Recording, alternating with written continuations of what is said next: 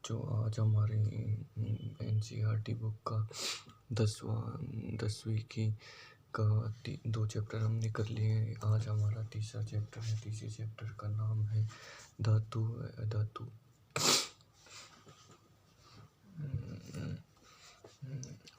आज थोड़ी सी क्लास में डिस्टर्बेंस हो सकता है क्योंकि मेरी तबीयत ठीक नहीं है। मेरी थोड़ी सी जुकाम खांसी हो रही है, इसलिए मैं कल क्लास भी नहीं ले पाया। धातु है धातु चैप्टर हम शुरू करेंगे।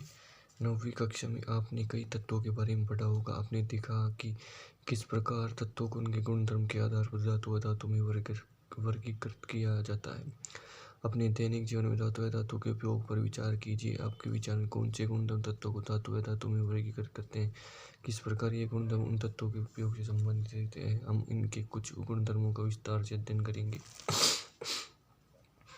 पहला है भौतिक गुणधर्म। भौतिक गुणधर्म, इसमें भौतिक गुणधर्म के आधार पर हम धातु अधातु के मध्य अंतर कर पाएंगे। इन पदार्थों में के भौतिक गुणधर्म की तुलना करके समूह में अलग करना सबसे आसान है। इनके अध्ययन के लिए हम निम्न क्रियाकलाप में सहायता लेते हैं। अनुमान 3.1 ये छोड़ देते हैं। इसमें आसानी से मिलने वाली गुण धातु के नमूने इकट्ठी, ये यहाँ पे गौर कीजिए। अपने शुद्ध रूप से धातु की सतह चमकदार होती है। धातु की कैसी होती है? चमकदार। धातु के इस गुण धर्म को धात्विक चमक कहते हैं। आप देखेंगे कुछ धातु को पीट कर पतला ही चादर बनाया जाता है। पीट कर पतली चादर बना की इस क्रिया को आघात वर्धिता कहते हैं। धातु के पतले तार के रूप में खींचने की क्षमता को तन्यता कहते हैं। सबसे अधिक तन्य धातु सोना है। सोना 1 ग्राम सोने से 2 किलोमीटर लंबा तार बनाया जा सकता है। आघात वर्ध्यता तथा तन्यता के कारण धातु में हमारी आवश्यकता के अनुसार विभिन्न आकार दिए जा सकते हैं। क्या आप कुछ धातुओं के नाम बता सकते हैं इनका उपयोग खाना पकाने का बर्तन बनाने के लिए किया जाता है, जैसे कि स्टील? क्या आप जानते हैं कि इन धातुओं का उपयोग करके बर्तनों को बर्तन बनाने के लिए क्यों किया जाता है? इसका उत्तर पाने के लिए हम निम्न क्रियाकलाप करते हैं। क्रियाकलाप छोड़ देंगे। यहाँ पे देखेंगे धातु ऊष्मा के सुचालक है। इनका गलनांक बहुत अधिक होता है। सिल्वर व कॉपर ऊष्मा के अच्छे चालक है। इनकी तुलना में लीड व मरकरी ऊष्मा के कुचालक है। यानी धातु ऊष्मा की सुचालक होती है तथा गलनांक बहुत अधिक होता है। सिल्वर तथा कॉपर ऊष्मा के सबसे अच्छे चालक है। इनकी तुलना में लीड व मरकरी ऊष्मा के कुचालक है, क्योंकि यह लीड व मरकरी अधातु है। आपने अवश्य देखा होगा कि जिस तार से आपके घर तक बिजली पहुंचती है उस पर पॉलीविनाइल क्लोराइड तथा रबड़ जैसी सामग्री की परत चढ़ी होती है। विद्युत तार पर ऐसे पदार्थों की परत क्यों होती है? जब धातु किसी कठोर सतह से टकराती है तो क्या होता है? क्या वह कोई आवाज़ उत्पन्न करती है? जो धातु कठोर सतह से टकराने पर आवाज़ उत्पन्न करती है उन्हें ध्वनिक कहते हैं। क्या आप बता सकते हैं स्कूल की घंटी धातु क्यों बनी होती है? अधातु। पिछली कक्षा में आप अध्ययन कर चुके धातुओं की तुलना में अधातुओं की संख्या कम होती है। Carbon, sulphur, iodine, oxygen, hydrogen आदि अधातुओं के कुछ उदाहरण हैं। ब्रोमीन ऐसी अधातु है जो द्रव होती है। इसके अलावा सारी अधातुएं या तो ठोस या फिर गैस होती है। धातुओं के समान अधातुओं के भी कुछ गुणधर्म हैं। आइए पता करें।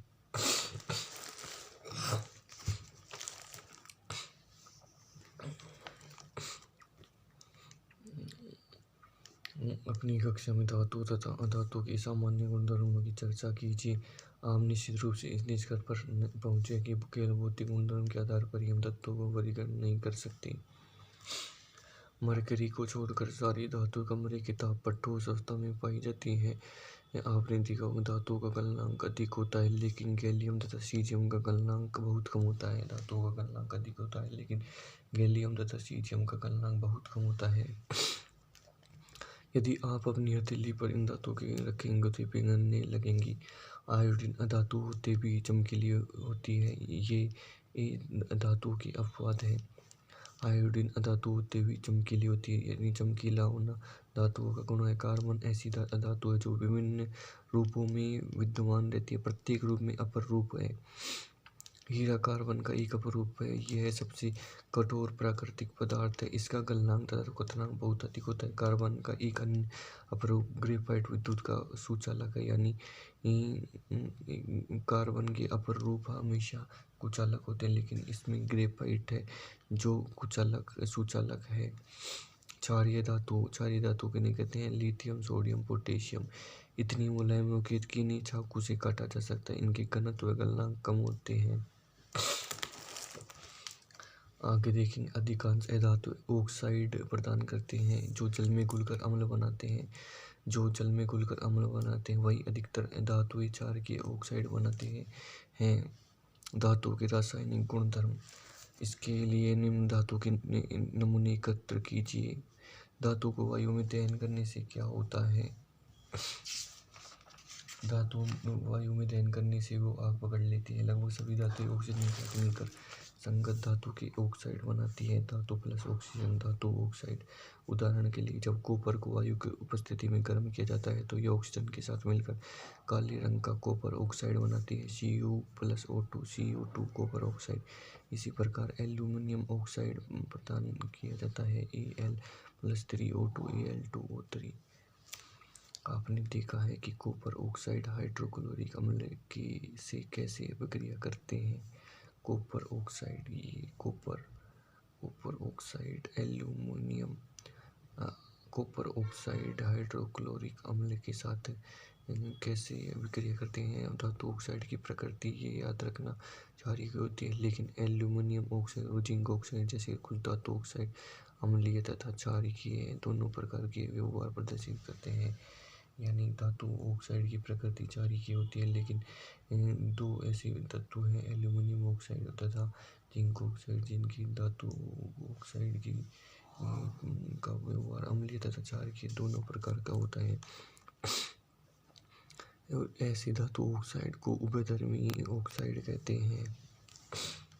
अधिकांश धातु ऑक्साइड जल में घुलनशील है, लेकिन इनमें से कुछ जल में घुलकर क्षार प्रदान करते हैं। अधिकांश धातु ऑक्साइड जल में घुलनशील है, लेकिन इनमें से कुछ घुलकर क्षार प्रदान करते हैं। सोडियम ऑक्साइड व पोटेशियम ऑक्साइड निम्न प्रकार से जल में घुलकर क्षार प्रदान करते हैं। ऑक्सीजन के साथ सभी धातु एक ही दर से अभिक्रिया नहीं करती। विभिन्न धातुएं ऑक्सीजन के साथ विभिन्न अभिक्रियाशीलता प्रदर्शित करती हैं। पोटेशियम तथा सोडियम जैसी कुछ धातु इतनी तेजी से अभिक्रिया करते हैं खुले में रखने पर आग पकड़ लेते हैं। इन्हें सुरक्षित रखने तथा आग को रोकने के लिए जल में डुबो लेते हैं। यानी सोडियम तथा पोटेशियम धातुएं अति अभिक्रियाशील होती है तथा ये हवा के साथ अभिक्रिया करके आग पकड़ लेती हैं। सामान्य ताप पर मैग्नीशियम, एल्यूमिनियम, जिंक, लेड आदि जैसी धातुओं की सतह पर ऑक्साइड की पतली परत जम जाती है। ऑक्सीजन की यह परत धातु को पुनः ऑक्सीकरण से सुरक्षित रखती है। गर्म करने पर आयरन का दहन तो नहीं होता, लेकिन जब बर्नर की ज्वाला में लोहा चून डालते हैं तो तेजी से जलने लगता है। कॉपर का दहन तो नहीं होता, लेकिन गर्म धातु पर कॉपर ऑक्साइड की काली परत चढ़ जाती है। सिल्वर तथा गोल्ड अत्यंत अधिक ताप पर ऑक्सीजन के साथ अभिक्रिया नहीं करते। सिल्वर तथा गोल्ड अत्यधिक ताप पर ऑक्सीजन के साथ अभिक्रिया नहीं करती। आगे देखेंगे एनोडीकरण क्या होता है। एनोडीकरण एल्यूमिनियम पर मोटी ऑक्साइड की परत बनाने की प्रक्रिया। वायु के संपर्क में आने पर एल्यूमिनियम पर ऑक्साइड की पतली परत का निर्माण होता है। एल्यूमिनियम ऑक्साइड की परत इस संचारण से बचाती है। इस परत को मोटा करके संचारण से अधिक सुरक्षित किया जा सकता है। एनोडीकरण के लिए एल्यूमिनियम की एक साफ वस्तु को एनोड बनाकर सल्फ्यूरिक अम्ल के साथ विद्युत अपघटन किया जाता है। एनोड पर उत्सर्जित ऑक्सीजन गैस एल्यूमिनियम के साथ अभिक्रिया करके ऑक्साइड की एक मोटी परत बनाती है। इस ऑक्साइड की परत को आसानी से रंगकर एल्यूमिनियम की आकर्षक वस्तुएं बनाई जा सकती है। क्रियाकलाप 3.9 करने के बाद आपने देखा होगा उन धातुओं के नमूने में सोडियम सबसे अधिक अभिक्रियाशील है। मैग्नीशियम धीमी अभिक्रिया करता है और सोडियम की अपेक्षा कम अभिक्रियाशील है। लेकिन ऑक्सीजन में दहन करने से हमें जिंक, आयरन, कॉपर तथा लेड की अभिक्रियाशीलता का पता नहीं चलता। कुछ और अभिक्रियाओं को देखकर हम इन धातुओं की अभिक्रियाशीलता का क्रम बनाने का प्रयास करते हैं।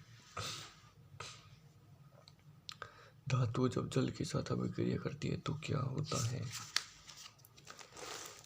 जल के साथ अभिक्रिया करके धातु हाइड्रोजन गैस तथा धातु ऑक्साइड उत्पन्न करती हैं। जो धातु ऑक्साइड जल में घुलनशील है, जल में घुलकर धातु ऑक्साइड प्रदान करते हैं, लेकिन सभी धातुएं जल के साथ अभिक्रिया नहीं करती। पोटेशियम तथा सोडियम जैसी धातुएं ठंडे जल के साथ तेजी से अभिक्रिया करती है। सोडियम तथा पोटेशियम की अभिक्रिया तेज व ऊष्मक्षेपी होती है। इसमें उत्सर्जित हाइड्रोजन तत्काल प्रज्वलित हो जाती है। जल के साथ कैल्शियम की अभिक्रिया थोड़ी धीमी होती है। यहाँ उत्सर्जित ऊष्मा हाइड्रोजन के प्रज्वलित होने के लिए पर्याप्त नहीं होती, क्योंकि उपरोक्त अभिक्रिया में उत्पन्न हाइड्रोजन गैस के बुलबुले कैल्शियम धातु की सतह पर चिपक जाते हैं। यह कैल्शियम तैरना प्रारंभ कर देता है। मैग्नीशियम शीतल जल के साथ अभिक्रिया नहीं करता, परंतु गर्म जल के साथ अभिक्रिया करके मैग्नीशियम हाइड्रोक्साइड व हाइड्रोजन गैस उत्पन्न करता है, जो कि हाइड्रोजन गैस के बुलबुले मैग्नीशियम धातु की सतह से चिपक जाते हैं, अतः यह भी तैरना प्रारंभ कर देते हैं। एल्यूमीनियम, आयरन, जिंक जैसी धातुएं न तो शीतल जल के साथ और न ही गर्म जल के साथ अभिक्रिया करते हैं, लेकिन भाप के साथ अभिक्रिया करके ये धातु ऑक्साइड व हाइड्रोजन बनाती है। इस अभिक्रिया को आगे पढ़ेंगे आप, या पिछली कक्षा में पढ़े होंगे। थर्मिट अभिक्रिया भी कहते हैं, थर्मिट रिएक्शन कहते हैं इस अभिक्रिया को। Lead, silver, copper, silver, gold जैसी धातुएं जल के साथ अभिक्रिया करके अभिक्रिया नहीं करती। क्या होता है जब धातुएं अम्लों के साथ अभिक्रिया करती हैं? आप पहले यत्न कर चुके हैं। धातु तम्लु अम्ल के साथ अभिक्रिया करके लवण व हाइड्रोजन गैस बनाती है। धनु हाइड्रोजन अम्ल के साथ मैग्नीशियम, एल्यूमीनियम, जिंक तथा आयरन की अभिक्रियाओं के लिए समीकरण लिखिए। जब धातु नाइट्रिक अम्ल के साथ अभिक्रिया करती है तो हाइड्रोजन गैस उत्सर्जित नहीं होती, क्योंकि HNO3 एक प्रबल ऑक्सीकारक है जो उत्पन्न H2 को ऑक्सीजन करके जल में परिवर्तित कर देता है। सोम नाइट्रोजन के किसी ऑक्साइड में अपचयित हो जाता है, लेकिन मैग्नीशियम तथा मैंगनीज अति तनु HNO3 के साथ अभिक्रिया करके H2 गैस उत्सर्जित करते हैं। आपने देखा होगा कि बुलबुले बनने की दर मैग्नीशियम के साथ सबसे अधिक थी। मैग्नीशियम के सबसे अधिक स्थिति में अभिक्रिया सबसे अधिक ऊष्मक्षेपी थी। अभिक्रियाशीलता इसी क्रम में घटती है। मैग्नीशियम, एल्यूमीनियम, जिंक और आयरन, कॉपर की स्थिति में न तो बुलबुले बनते हैं और न ही ताप में कोई परिवर्तन होता है। इसे आप पता चलता है कि कॉपर तनु HCl के साथ अभिक्रिया नहीं करता। एक्वा रेजिया क्या होता है? Aqua regia HCl plus HNO3 का मिश्रण होता है। इसमें HCl की सांद्रता 3 और HNO3 की सांद्रता 1% होती है।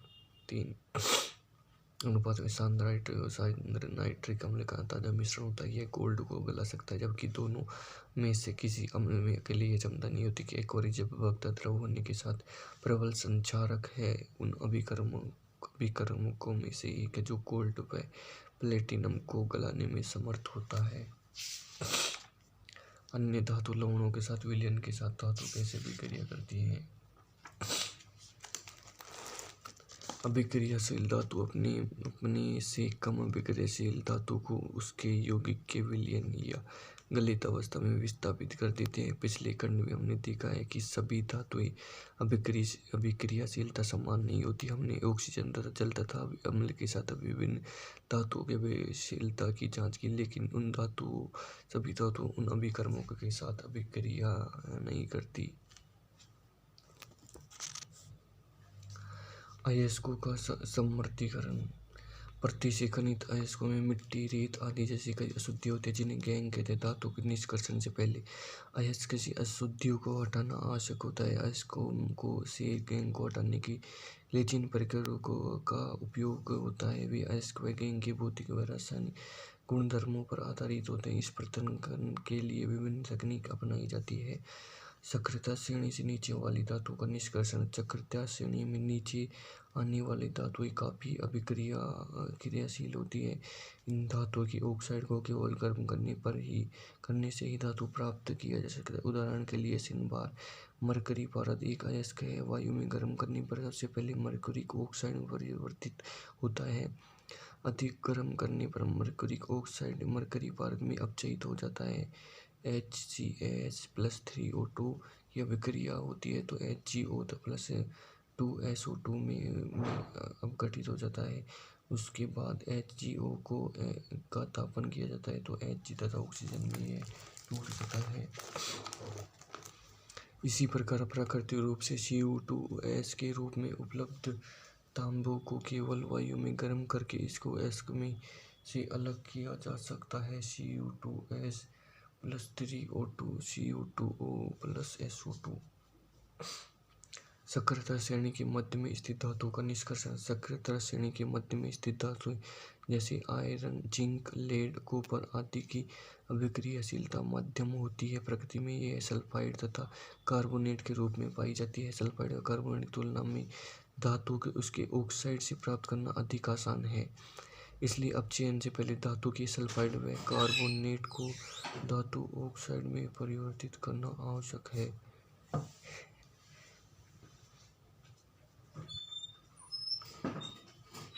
सल्फाइड अयस्क को वायु की उपस्थिति में अधिक ताप पर गर्म करने पर यह ऑक्साइड में परिवर्तित हो जाता है। इस प्रक्रिया को भर्जन कहते हैं। कार्बोनेट अयस्क को सीमित वायु में अधिक ताप पर गर्म करने पर यह ऑक्साइड में परिवर्तित हो जाता है। इस प्रक्रिया को निस्तापन कहा जाता है। जिंक के अयस्कों के भर्जन तथा निस्तापन के समय निम्न रासायनिक अभिक्रिया होती है। भर्जन ZnS+3O2 ZnO में यह ऑक्साइड में परिवर्तित हो जाएगा और SO2 के रूप में सल्फर इससे अलग हो जाएगी। निस्तापन में ZnCO3 ZnO में विघटित वियोजन हो जाएगा और CO2 गैस अलग हो जाएगी। इसके बाद कार्बन जैसी उपयुक्त अपचायक का उपयोग करके धातु ऑक्साइड से धातु प्राप्त किया जाता है। उदाहरण के लिए जब जिंक ऑक्साइड को कार्बन के साथ गर्म किया जाता है तो यह जिंक धातु में परिवर्तित अपचयित हो जाती है। प्रथम अध्याय में दिए गए ऑक्सीकरण और अपचयन प्रक्रम से आप पहले से ही परिचित हैं। धातु के उनके यौगिकों में प्राप्त करना ही अपचयन प्रक्रम है।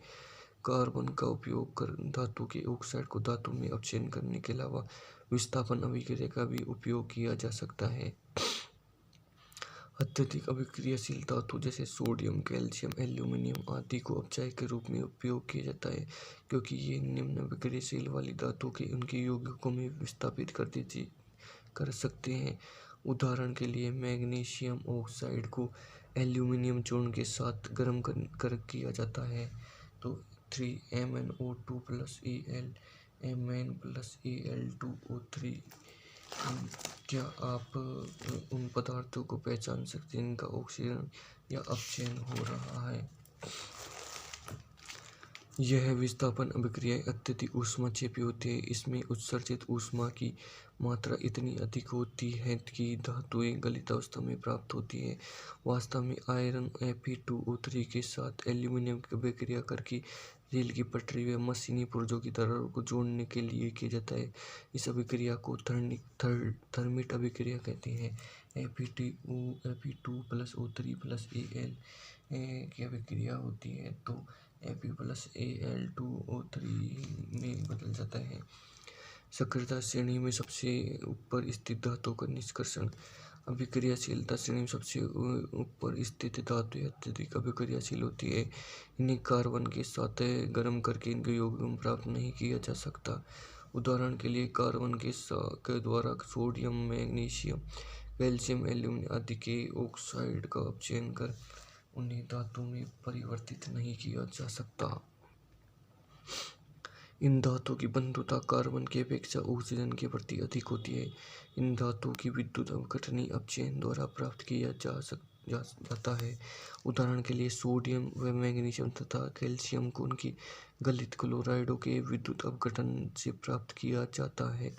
कैथोड पर धातुएं निक्षेपित हो जाती है, एनोड पर क्लोरीन मुक्त होती है। अभिक्रियाशील इस प्रकार होती है, कैथोड पर Na++E- और एनोड पर Cl-Cl2 2 इलेक्ट्रॉन। धातुओं का परिष्करण, ये अभी थोड़ी देर बाकी, अभी कर ले पूरा चैप्टर, नहीं इसको बाद में करते। अभी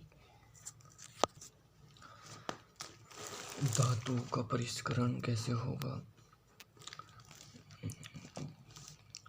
प्रकरणों में प्राप्त धातुएं पूर्ण रूप से शुद्ध नहीं होती, जिनमें अपद्रव्य होते हैं, जिन्हें हटाकर शुद्ध धातु प्राप्त की जा सकती है। धातु के अपद्रव्य को हटाने के लिए सबसे अधिक प्रचलित विधि विद्युत अपघटनीय परिष्करण विधि है।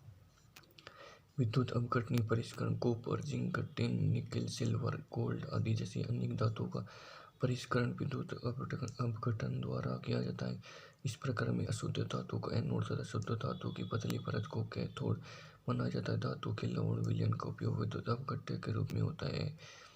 चित्र 3.12 के अनुसार उपकरण व्यवस्थित किया जाता है। विद्युत अपघट्य में जब धातु प्रवाहित की जाती है तब एनोड पर स्थित शुद्ध धातु अशुद्ध धातु विद्युत अपघट्य में घुल जाती है। इतनी ही मात्रा में शुद्ध धातु विद्युत अपघट्य में कैथोड पर निक्षेपित हो जाती है।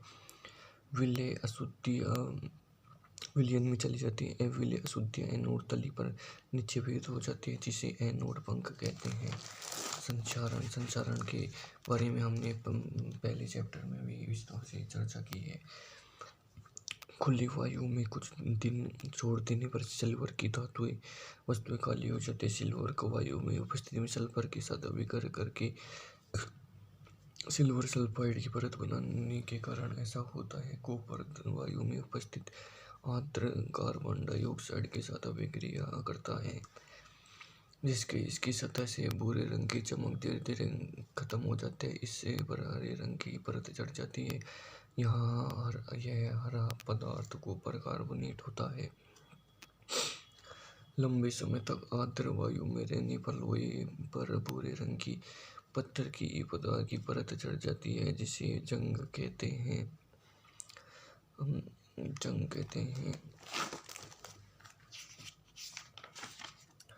संचारण से सुरक्षा पेंट करके, तेल लगाकर, ग्रीज लगाकर या सतलेपन, क्रोमियम लेपन, एनोडीकरण, मिश्र धातुएं बनाकर लोहे को जंग लगने से बचाया जा सकता है। लोहे तथा इस्पात को जंग से सुरक्षित रखने के लिए उन पर जस्ते की पतली परत चढ़ाने की विधि को यशदलेपन कहते हैं।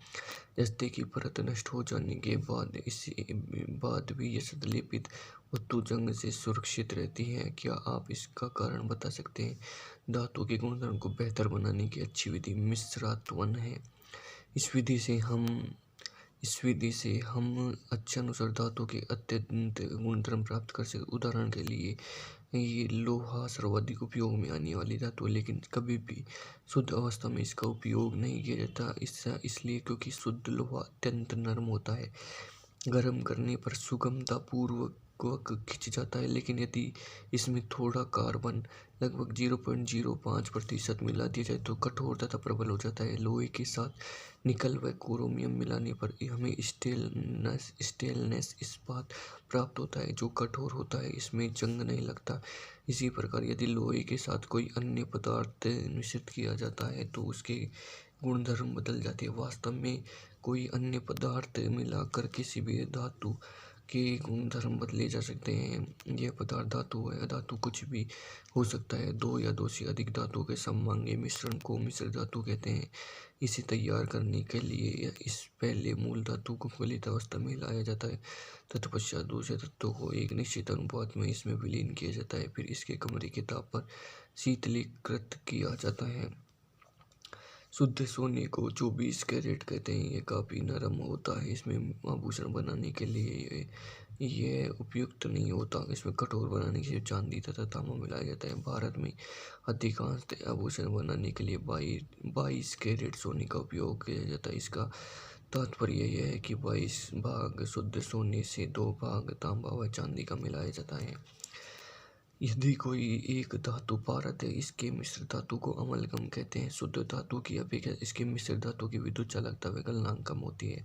शुद्ध धातु की अपेक्षा इसके मिश्र धातु की विद्युत चालकता व गलनांक कम होता है, यानी अमलगम का चालकता व गलनांक कम होता है। उदाहरण के लिए तांबे तथा जस्ता की मिश्र धातु पीतल, तांबा तथा टिन की मिश्र धातु कांसा विद्युत के कुचालक है, लेकिन ताम्र का उपयोग विद्युतीय परिपथ बनाने में किया जाता है।